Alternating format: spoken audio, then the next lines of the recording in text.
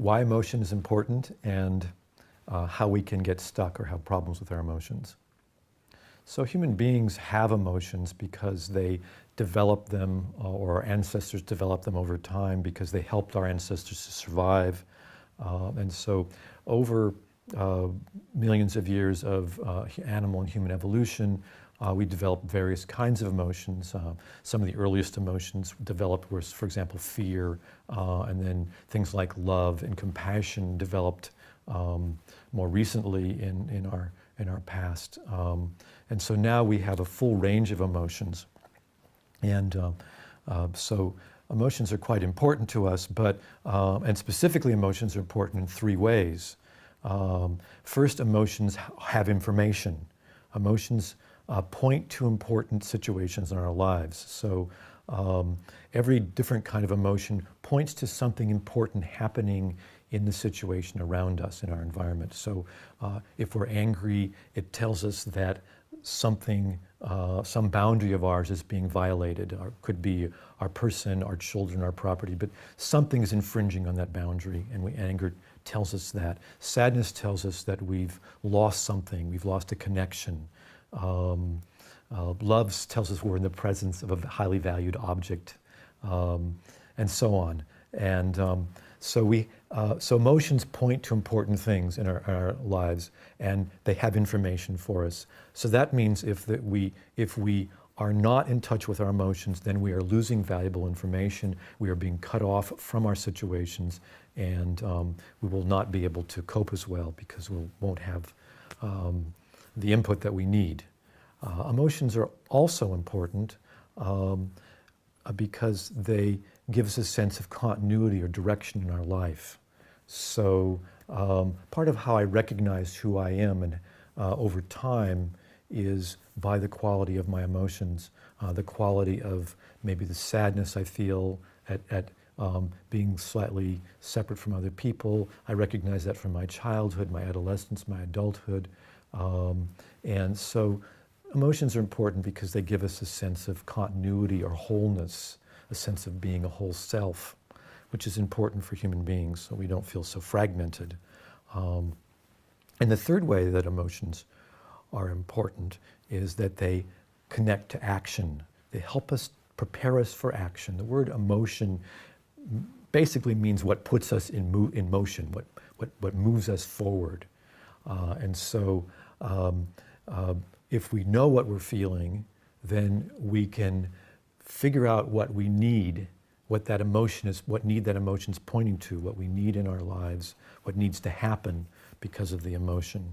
And so the emotions point to needs or wants, and if we know what we need or want, we can figure out how to get those needs or wants met. So if we don't have access to the emotions, we don't know what we need, and we can't figure out what to do. And that means that people who have severely blocked their emotions or constrained them, or people who have suffered injuries to the part of their emotions where they experience emotions, those people lose the ability to make choices in their lives, and they feel lost and aimless. So emotions give us a sense of continuity, they give us information about their situation, and they help move us to action. Those are three ways in which emotions are important to us and are valuable and even essential for us being human and navigating through our lives. But people get stuck in their emotions. They have different kinds of difficulties with their emotions. And they have three main kinds of difficulties. I believe, with their emotions. The first of those difficulties is the emotions can get out of whack. It's like your emotional thermostat gets set too high, in which case you're stiflingly hot, and you're overwhelmed with the heat in your house, for example. Or the emotions can be turned down too low. So the emotional thermostat can be turned way, way down, and then you're kind of cut off. It's as if you're kind of emotionally frozen, and you get cut off from your emotions. So emotions can get out of whack either by being too low or turned down too much, so they're blocked, in which case you don't have the information, you lose the sort of impulse to action and the sense of continuity I was talking about, or the emotions can be too much. They can feel overwhelming. We can feel like they're just in our face, and that it's not that we're having the emotion is having us. We're in the grip of a powerful fear or an overwhelming sadness, and we just get stuck and can't get out. And so sometimes the emotion is too much, and we need to find a way of moderating or containing or pulling back from that really strong or painful emotion. That's one way we get stuck in our emotions. We can also get stuck in our emotions if we don't fully develop them. Emotions connect to all the experiences we have, to our sense of the situation, to our body, to our minds and how we symbolize experiences, to our actions.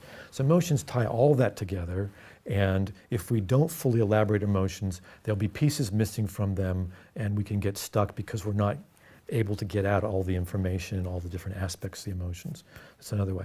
And the third way we get stuck in our emotions is if we have one emotion that fits the situation, and then we do something we react against that emotion, and we block it with another emotion. So another emotion basically comes in and sits on top of or interferes or stops the first emotion. For example, if I have a quarrel with my partner over something, about when dinner's going to be ready or who's doing what, then I might feel anxious or afraid that the relationship's going to go downhill, everything will fall apart.